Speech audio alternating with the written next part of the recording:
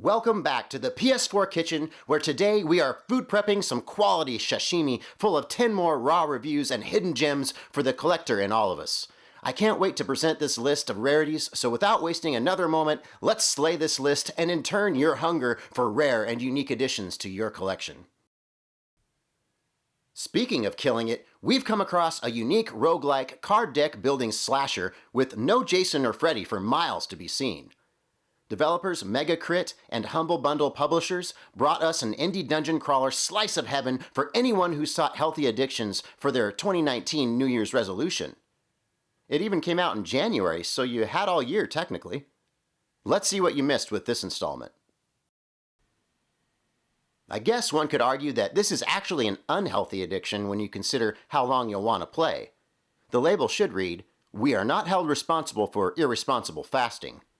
I mean it, fam. This game has found the formulation. When you start, just know that it's a learning experience, and if you give it the proper play and replay, you will pick up on the multiple nuances you'll need to make a great run. Each card you draw gives you attack, skill, or power options, and after you've mastered those, there's still more to do, including relics and potions to toy with. It truly becomes a risk versus reward system that you are in charge of finagling. If I could suggest just one game on this list, if nothing else, add this one to your collection, and you can thank me later. 8.5 out of 10. Although this was made by AAA developer Insomniac, this one proved a bit special because it was a collab with GameStop, who was the publisher and the distributor of the title, making it an exclusive to the store and the first time that this was done. It's an action-adventure Metroidvania-style game released in 2016 and focused on a little girl in search of her missing father. It's hard to poke fun at such a sympathetic title, and I'm somewhat upset I don't have the fuel I need to do so, so I'll redirect my ragging to GameStop, who has earned it in spades when I say that I'm sure this made the dollar signs light up in their inflated buoy-like heads and padded their concern regarding their customers for years to come after. There, now that that's out of the way, let's literally take a deep dive into this review. As I navigated my sub through the depths of the briny sea, I wondered if maybe I would come across my father just chilling with a flounder or playing a game of poker with an octopus, but no such luck. Instead, I had to legitimately explore and puzzle solve, but my efforts weren't without rewards. I appreciated the warp bubbles in this game because backtracking is a constant necessity. I think I would have just opened the hatch on my submarine and let the seawater consume me if I had to trek back through every path I took previously, so good job, devs. There are a decent amount of upgrades to your sub or to your health, and I like being able to leave the sub and do some night swimming, as REM would call it, to solve puzzles or collect items. Ultimately, the game should take you around 6 to 7 hours to complete and provide a tranquil puzzle-heavy quest to find your pappy. Hopefully, he's not just down the street at the bar. I'll give this a 7 out of 10. Since I am a bit partial to roguelite titles, I was very happy to see this rare side-scrolling action gem. This is what the best nightmares look like, and to find out that this used procedural generation and AI machine learning made it an immediate fascination. The animated AI movements of the nightmarish creatures and AI-rendered environments were truly unique and something I've never seen before in a game. Released fairly recently in 2022, published by Thunderful and developed by Carrie Castle, this is limited to just 1,000 copies physically on the PS4, and with the AI factor also, that makes my pee-pee twitch uncontrollably. My recommendation? Get John Carpenter wherever he's hiding and commission him to make a movie out of this game. Now let's get to the source material. Not strongly story-driven, but more so visually, Source of Madness delivers an ambience somewhere between H.P. Lovecraft and Castlevania. The acolytes you choose from each run have different stats that aren't always noticeable right away, but given more time, they start to manifest. It's pretty standard in these games that you also have a skill tree that in this case focuses mostly on ranged attacks and elemental options. What's sick is that the game reacts to your playstyle and adjusts to give you more of a challenge. It's an intuitive experience, but one you could somewhat manipulate if you're motivated to do so. If I have a remonstrance, it's that the ragdoll physics of the monsters you encounter muddy the combat and aren't familiar to a specific type of creature. They just kind of flop around like the air dancers outside your local car dealerships. Ultimately, I did enjoy the time I had, and I loved some of the ideas and scenery, but it wasn't quite enough to push this into the realm of greatness. I'll give this a 7.5 out of 10. Remember Wrigley's Double Mint Gum and what their slogan was? Well, I'll tell you. it was double your pleasure, and in 2016, Rising Star Games got steamy with their release of the SteamWorld collection, including SteamWorld Dig and SteamWorld Heist. Looks like pleasure doubled to me without the gum. What we have here with Heist is the third SteamWorld game that is a turn-based action strategy style title. With the second title, Dig, we get a platforming mining adventure.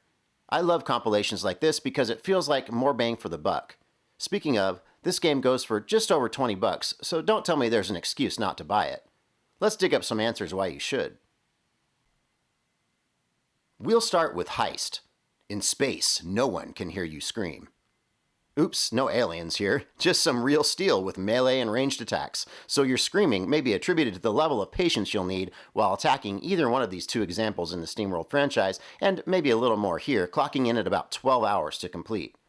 Going in, know there's a sequel to this game released in August of this year I've yet to play, but hope to once it's physically released. So strategic combat and looting may get old to some, but I find the grind moderately fun.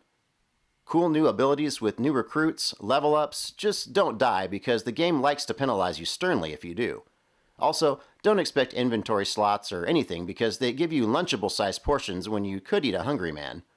On the bright side, you will have the option to ricochet your fire, and this becomes a major funsy part of the game. I was liking the XCOM nods in a side-scrolling world, but the hiccups come without water, and in a world of Steam, that can dry you out quickly. I'll give this one a 7 out of 10. Addressing the game Dig. It's basically Dig Dug on steroids. However, here we have more exploration and less decimation. Clocking in at around 6 hours, again, patience is required with less action involved, but still addictively entrenching. What kept me wanting to descend were the checkpoints that provided a new tech for my navigation through the harsh underground. The need for water to power your tech is a bit hampering when you're forced to play a game of concentration to remember locations of underground water holes. Nevertheless, I've found myself searching every nook and cranny for moisture, which in turn unearthed rare loot I could sell to the surface for equipment upgrades. Although tedious in nature, it was somewhat gratifying. Oddly enough, I think I have fewer gripes with this one, but about the same enthusiasm to carry on like some rusty wayward son in an REO Speedwagon song. Like the ground you dig through, I'm going to settle on a 7 out of 10 for my overall score. Looking at the fourth title in the world of Steam, we come to a sequel published by Rising Star along with Image and Form, who were involved in the prior episode. Sticking to the same formula, it is an action-adventure platformer with Metroidvania monotones. It was released in 2018 on PS4 and is a direct sequel to the first. Already, I feel like the presentation is less blemished and more polished. The teams no doubt threw a larger bankroll at this one, and it shows up visually and tactically as you play. But was this enough to warrant a higher score? Let's excavate.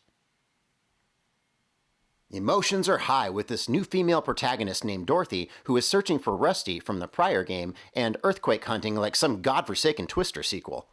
It's an evolved story with many new enhancements including RPG elements, new abilities, cogs for upgrades, artifacts, and handcrafted puzzling variety, which swayed from the procedurally generated underground levels in the first one. Instead of a wayward son, it felt more like Indiana Jones had mated with a fembot and had a viable offspring. It's still not gaming gold mining, but it's at least silver, which has gone up considerably in value, and that's kind of how I feel toward this game. Not rich, but middle class. I'm going to give this one a 7.5 out of 10 because it was visually and technically earned. Fairly unknown game to most people, but not to be overlooked, this Japanese import developed and published by Tate Media does something I haven't seen yet, and that in itself yanked on my chain with considerable force. It's a 2.5D side-scrolling racing action shooter that reminded me of Trials Fusion with some much sillier goals in mind. Releasing in 2018 but feeling more retro, this comes across as a fresh spin on themes that really have no business being together. Let's ride on to the review. Alien robots can be such a nuisance, so what better way to send them packing than joining a bike cult and invoking your inner Ghost Rider to battle them off? And that, my friends, sums up this game nicely.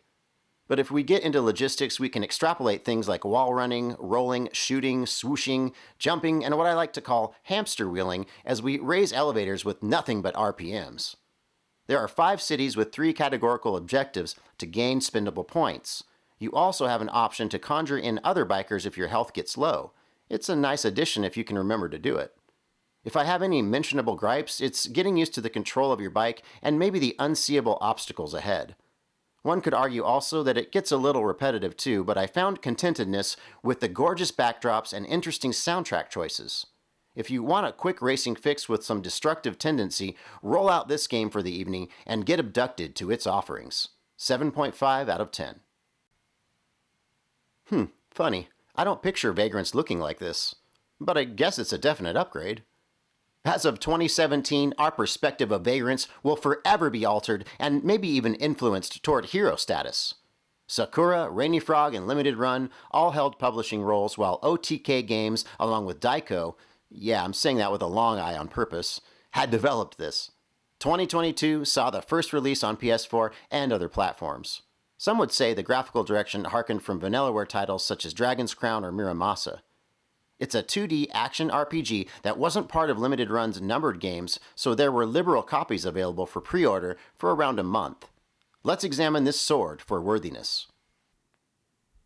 I'll tell you, it's a delight to insert an unknown game into my console and play through it with absolute surprise and respect for the effort given.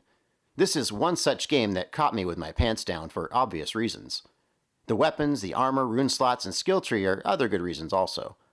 Just a piece of the pie that delivers is the combat animations and the mana with coin drops after you stick it to the man or beast with your meat cleaver. Voice acting could have added to the overall appeal, but the captions weren't overly done. I also enjoyed how certain foods gave permanent buffs and actually made me want to try different recipes in an action game. Yeah. Everything is done splendidly, and I could rag on for hours, but 10 hours is all you should need to complete this game, so it won't even tarnish your wedding ring, especially if you play while she's sleeping. Yes, that was a gaming tip, guys. Make no mistake, this game is sexy, even if Vagrants don't initially conjure that image. This one gets an 8 out of 10. You're going to see some platformers and Metroidvania-style titles in a majority of my videos because, frankly, I find unnatural satisfaction with them, but I hope all of you do too so I don't look so creep factor. So what does Sundered mean? Well, I'm pretty sure it means split apart, and I guess I can see its application here if you apply it to your enemies. This was released in 2017, and surprised me to learn the same developers of Spiritfarer and Jotun were responsible. It's also sold out under Limited Run, so you'll have to look to online marketplaces to acquire it. With another Lovecraftian-inspired game on this list, let's split this review to a yay or nay. What's up with this Salt and Sanctuary skill tree? Oh well, I do like that game also, it's just a hair more difficult. But on to this one. Where shards have meaning and life and death share the same zip code, I found myself lost in the hand-drawn animations and beautiful boss fights, but also lost as to what to do at times in the procedural levels and over 15 hours to complete. Let me quickly explain what procedural leveling is, or PCG, because I'm not sure everyone knows. In a nutshell, it's when the game generates terrain, item, or enemy variances on visits to prior or new locations by use of algorithms automatically. I hope that made sense, but if it didn't, you'll see what I mean when an area looks nothing like you remember it. Sundered is a game that can punish you like a narcissistic ex, but if you learn how to recognize its traits, you can manipulate and gaslight it right back and become the victor. I give this one a 7 out of 10. I must admit, I haven't played the 6 Sword and Fairies games before this one, so I'm no expert on the series, but I can appreciate a well-crafted game, so I'm not totally useless. This is an action RPG based on Chinese art released in 2022 on PS4 by Softstar Technology and Cube Game. Third-person real-time battles grace the majestic world this time around. Also, skills and character swap are options as well. The major locations are open world with fast travel options, but not connected. Level ups and new skills through battle is how you advance the story, and in true Chinese fashion, you can partake in numerous minigames also. You'll squeeze out over 20 hours of gameplay if you partake in every card game or dance-off. I haven't covered a multitude of games in this genre, so hopefully it's refreshing to some who love RPGs. So let's explore this visually transcendent presentation. Sword and Fairy 7, where the men look like women and the women are overly clothed and choreographed?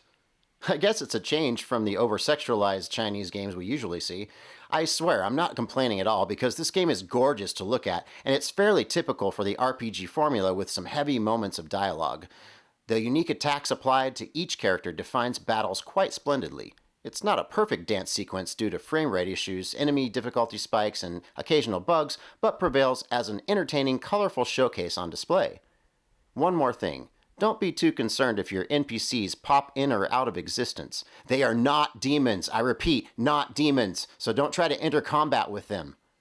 Despite these technical issues, I had a better than average time and see this as a hidden gem on the system. I'll give this a 7.5 out of 10. Well, looky here. A physical $1,000+ copy of a $15 game on the PlayStation Network and originally sold for $29.99 plus shipping. Obviously, I won't be opening this one, but rather reviewing the digital version I played. Tamashii is a very rare release, one of the hardest to get actually. It is the second release by developer Vagrant in Brazil from a fly-by-night company called Limited Rare Games and published by Digerati. After the also hard-to-find first release called Poop Slinger, this game was available for sale on October 31st of 2020 for just a few hours, and the company stated that more than 90 games were sold, but the actual number was never verified. The game is a dark indie puzzle platformer that feels like it could exist during the SNES era, so the question is this game worth the hype? And more importantly, should you buy it and tap into your child's college fund to do so? Let's solve the puzzle. I never thought I'd be sitting here reviewing a $1,000+ game, but most likely in every other timeline that exists, I wouldn't be. So let's unravel the mystery and the madness within. Happy Halloween, by the way. So, Tamashii, we have entered your dungeon and set forth to slay our review. The premise is to complete various stages using your wits and unholy clones of yourself. Level construction is clever and well thought out. I found myself repeating runs multiple times to understand the layouts and or patterns to escape each room. Total runtime, I would say, is approximately 2 hours of epileptic, seizure-inducing puzzle solving with a dash of demonic imagery. There are boss fights to dissect that are satisfying in their structure also. There's not much to comment on towards graphics. As you can see, it's very basic and works fine, but I'd love to see a remastered, reimagined version one day. That could prove shocking and instantly be embraced by collectors everywhere. Wrapping up my review, I would say definitely buy it digitally to say you've played it, but take a physical purchase seriously to heart and weigh whether or not you enjoy the rarest of PS4 relics to occupy your game displays. I give this one a 7 out of 10. Well, there we are, and here we sit 7 volumes into this series of rare, unique, and hidden gems. This is no cakewalk to accomplish, and I still have more episodes to come, so if you don't mind, do me proud with a subscription, like, or comment, and I will keep wearing out the controllers you see in every new thumbnail for your viewing pleasure. What more can I say other than thank you kindly for your support and interest in the vast world of PS4. Do come back for a visit. Cheers!